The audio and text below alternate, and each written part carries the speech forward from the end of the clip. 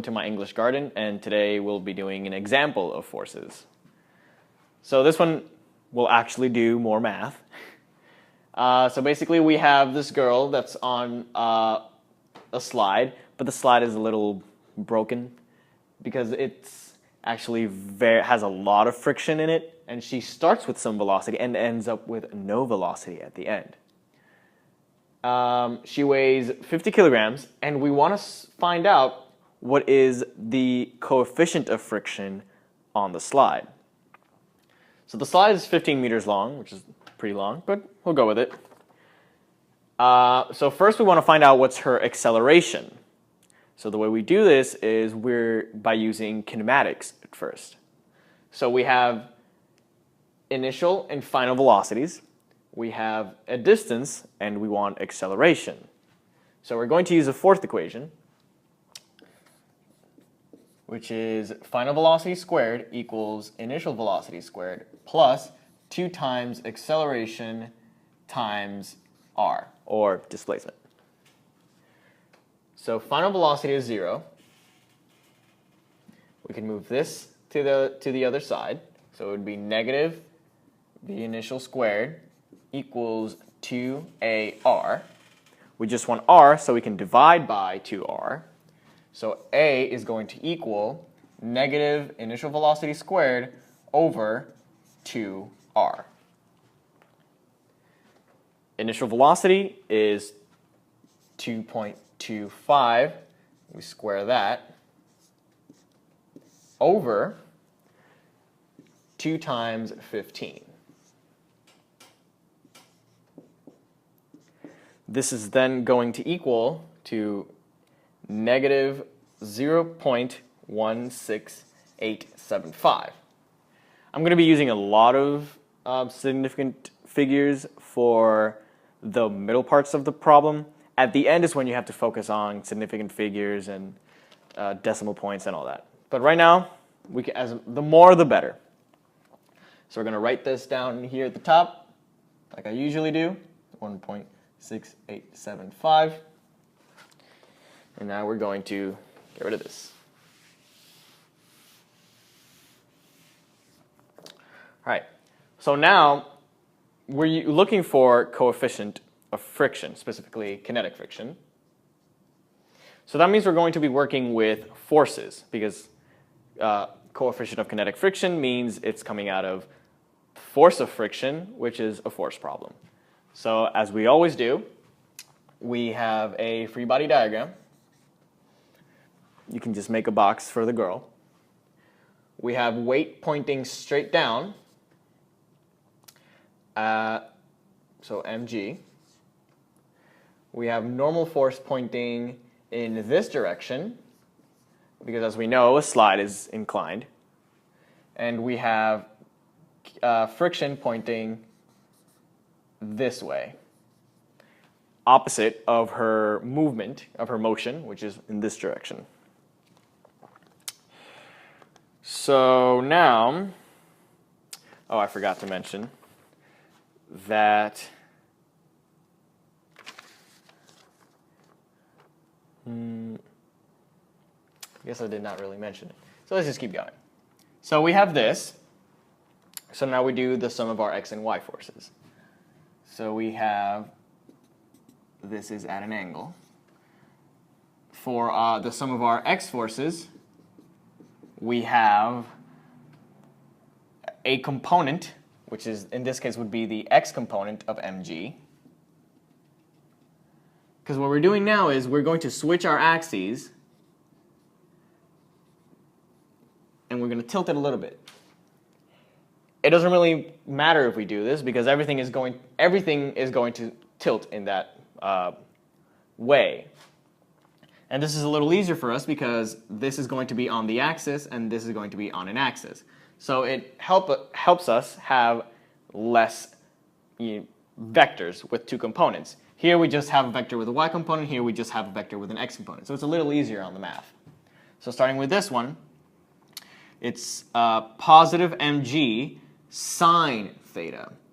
We haven't really seen this before, where the x component is the sine of the of the angle. But remember, sine is for the opposite to the angle. So here the x component is opposite to the angle. So that's why we're using sine.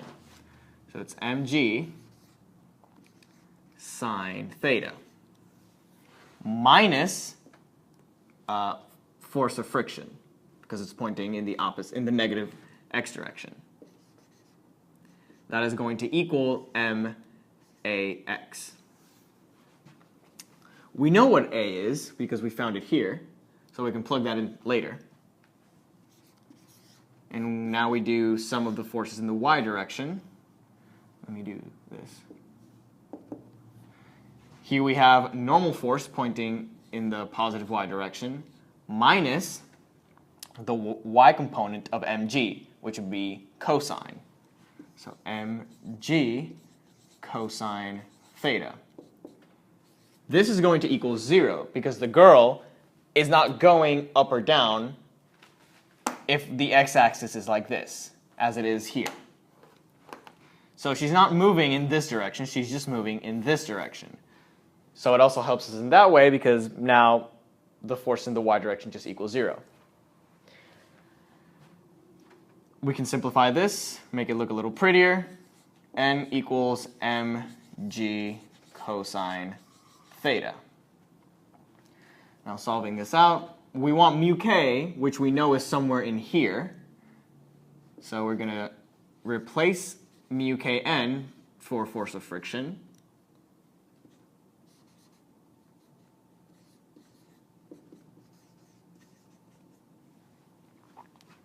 Now we're going to put n in for this n. So it's mg sine theta minus mu k mg cosine theta equals max.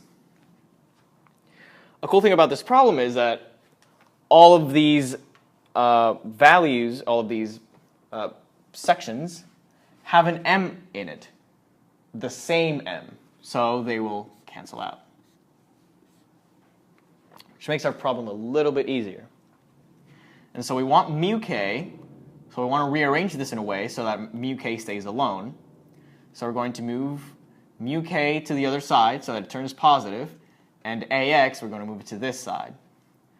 So we are going to have g sine theta minus ax equals mu k g cosine theta.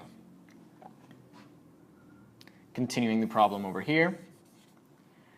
Now we just divide by g cosine theta, and we'll have that mu k equals g sine theta minus ax over g cosine theta. See, here sometimes you might feel inclined to cancel out these two g's. However, you can't do that because this is not times this side. And you can't do that in math. If you want to cancel out these g's, you have to take out g from both of these parts. And this one doesn't have a g, so you can't really cancel it out. So now, let's say that the slide is at 10 degrees from the horizontal. I forgot to mention that earlier. So we have that theta equals 10 degrees. Now we plug in all of our values into here. So we have mu k equals 9.81 sine of 10 minus the number we have up there, which would then turn into a plus 0.16875 meters per second squared over, this is also in meters per second squared, over 9.81 meters per second squared cosine of 10. Now once you put this all in your calculator, you'll get 0.194 as the mu k of the slide. An interesting fact about the coefficient of friction is that it's always going to be between 0 and 1. 0 means that it's frictionless, 1 means that it's totally, completely, just friction. The closer it is to 0, the softer it is, the less friction it has. The closer it is to 1, the harder it is. The, like dry feeling. It's very harsh. So now this is how we can explain that she slows down as she gets to the bottom until she reaches 0. I hope you like this example on forces. Check out other videos on my English Garden, and I'll see you soon.